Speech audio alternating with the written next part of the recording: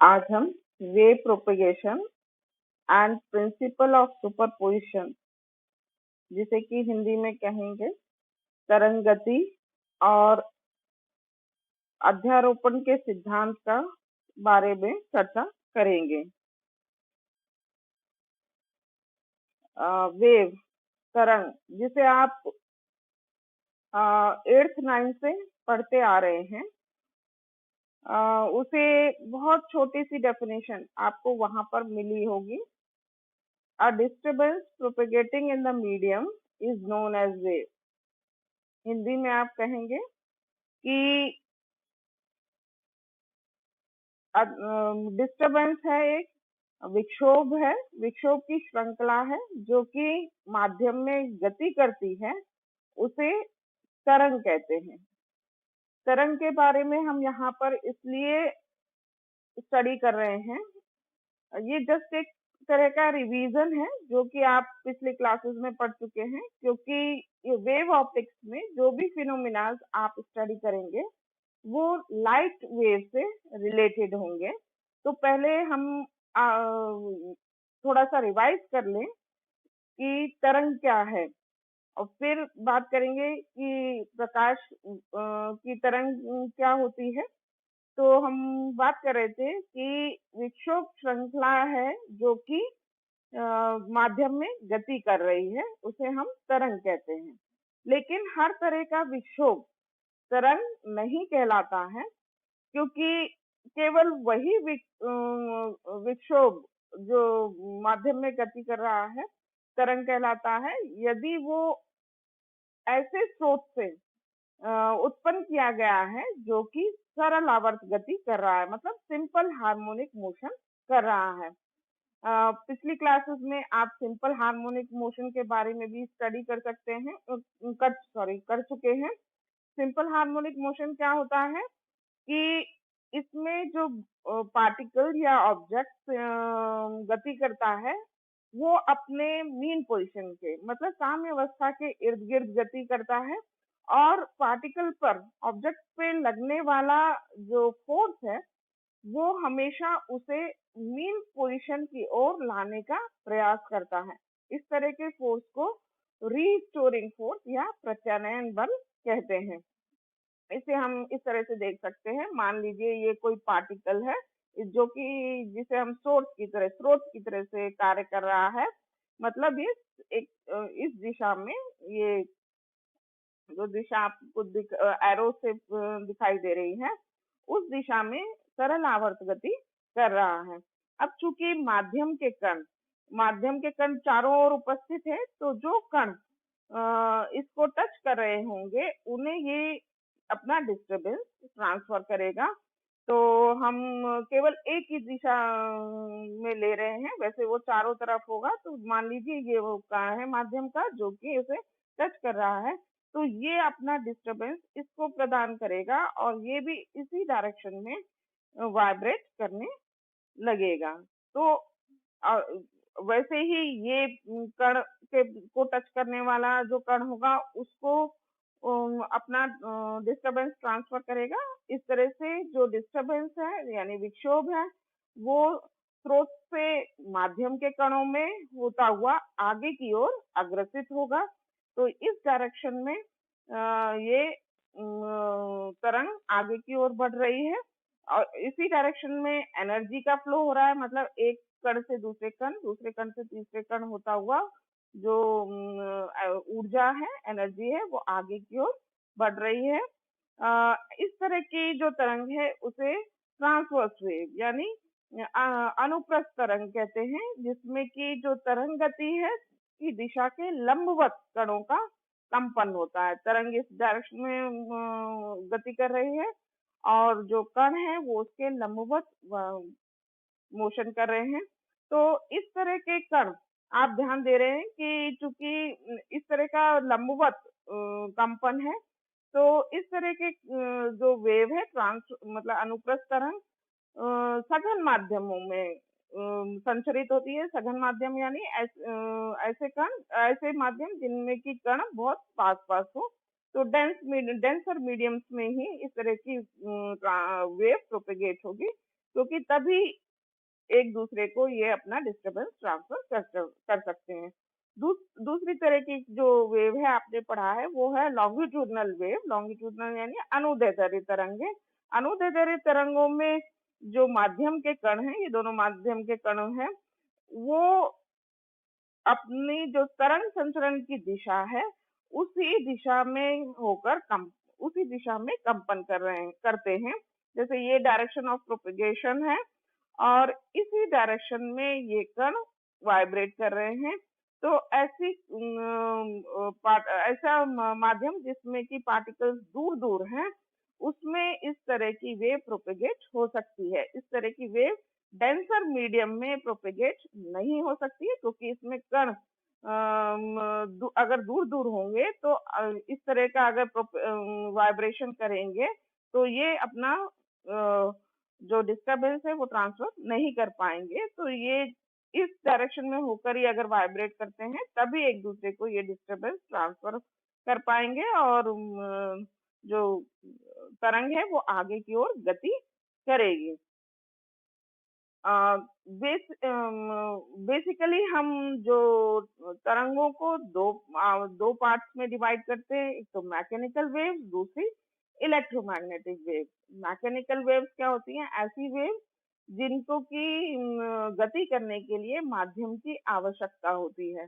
माध्यम for example ध्वनि तरंगे, साउंड वेव को गति करने के लिए माध्यम की आवश्यकता होती है। आपको पता है यदि हवा माध्यम हटा दे हवा तो आप एक दूसरे की आवाज नहीं सुन पाएंगे। इलेक्ट्रोमैग्नेटिक वेव यानी विद्युत चुंबकीय तरंगे। इस तरह ये जो तरंगे हैं इन्हें माध्यम की आवश्यकता नहीं होती है, क्योंकि ये इलेक्ट्रिक फील्ड और मैग्नेटिक फील्ड के कंपन के द्वारा आगे की ओर बढ़ती हैं। इसमें इलेक्ट्रिक फील्ड और मैग्नेटिक फील्ड एक दूसरे के लंबवत होकर कंपन करते हैं और ये दोनों ही डायरेक्शन वेव की जो गति की दिशा होती है उसके भी परपेंडिकुलर होते हैं। मतलब डायरेक्शन इलेक्ट्रिक फील्ड का डायरेक्शन, मैग्नेटिक फील्ड का डायरेक्शन और direction of propagation of wave तीनों एक दूसरे के परपेंडिकुलर यानी लंबवत होते हैं। तो इस प्रकार जो मैकेनिकल वेव्स हैं वो दोनों तरह की होती हैं। ट्रांसवर्स वेव यानी अनुप्रस्थ तरंगे भी होती हैं और लॉन्गिट्यूडनल वेव यानी कि अनुदैर्ध्य तरंगे भी होती हैं। मतलब यांत्रिक तरंगे दोनों तरह की हो सकती हैं, लेकिन इलेक्ट्रोमैग्नेटिक वेव्स यानी विद्युत चुंबकीय तरंगे केवल ट्रांसवर्स होती हैं, अनुप्रस्थ तरंगे होती हैं। क्योंकि हमने अभी बात की कि इसमें इलेक्ट्रिक फील्ड और मैग्नेटिक फील्ड दोनों ही डायरेक्शन ऑफ प्रोपगेशन के परपेंडिकुलर वाइब्रेट करते हैं। तो केवल जो इलेक्ट्रोमैग्नेटिक वेव्स हैं वो केवल अनुप्रस्थ मतलब ट्रांसवर्स वेव्स ही हो सकती हैं। अब हम अपने दूसरा टॉपिक प्रिंसिपल ऑफ सुपरपोजिशन, जिसे हिंदी में कहेंगे अध्यारोपण का सिद्धांत, उसके बारे में बात करेंगे। अध्यारोपण का सिद्धांत क्या होता है? मतलब प्रिंसिपल ऑफ सुपरपोजिशन की हमने अभी बात की कि जो तरंग है वो किस तरह से गति करती है कि जब माध्यम कोई स्रोत है यदि सिंपल हार्मोनिक मोशन कर रहा है, सरलावर्त गति कर रहा है, तो वो जो अपना जो डिस्टरबेंस है वो माध्यम के कण को ट्रांसफर करता है, एक कण दूसरे को, दूसरा तीसरे को ट्रांसफर करता है। इस तरह से ऊर्जा आगे की ऊर्जा या कहें डिस्टरबेंस यानी ये आगे की ओर गति करता है और जिससे कि वेव आगे की ओर बढ़ती है। तो लेकिन जरूरी नहीं कि माध्यम में एक समय में एक ही वेव हो। जैसे जब टीचर चला जाता है क्लास से तो सारे बच्चे बात करने लगते हैं। तो माध्यम में केवल जब टीचर नहीं था तब केवल एक ही वेव प्रोपेगेट हो रही थी, या तो टीचर की या किसी एक स्टूडेंट की, यदि वो आपस में बात कर रहे हैं। लेकिन जब टीचर नहीं है तो क्लास में सारे स्टूडेंट्स बात करना शुरू करते हैं, तो बहुत सारी वेव्स प्रोपेगेट होती हैं।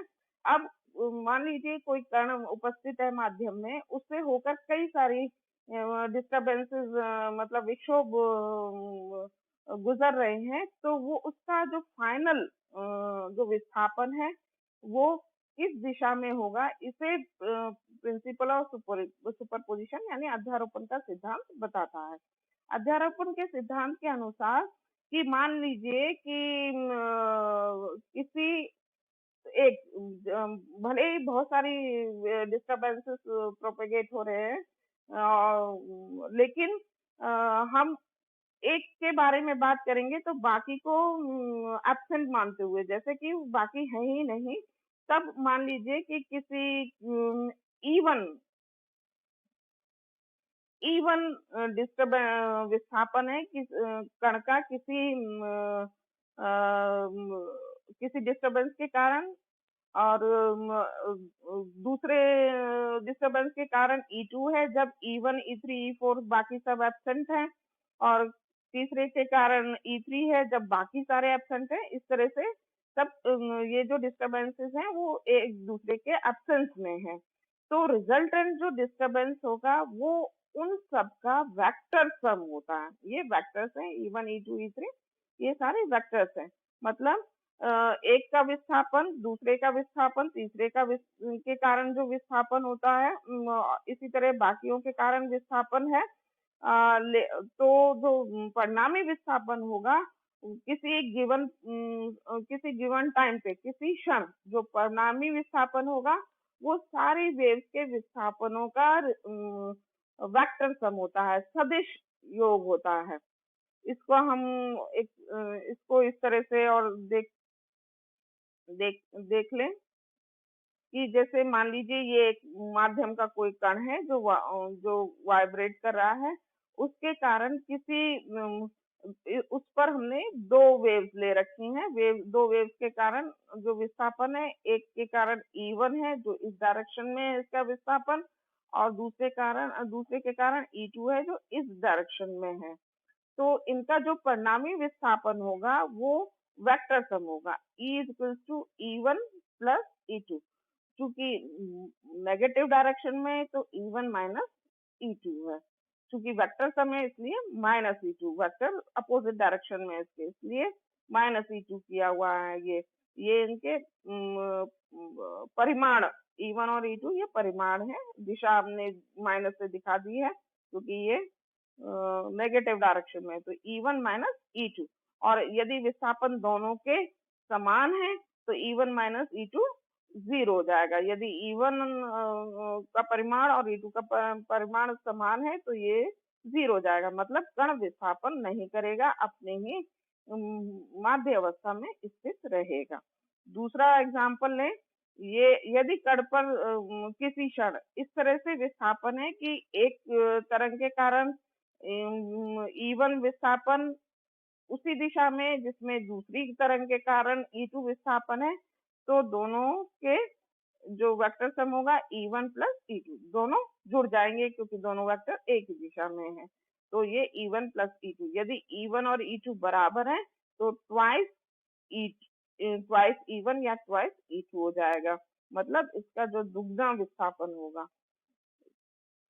ठीक है, तो ये आपका प्रिंसिपल ऑफ सुपरपोजिशन या अध्यारोपण का सिद्धांत।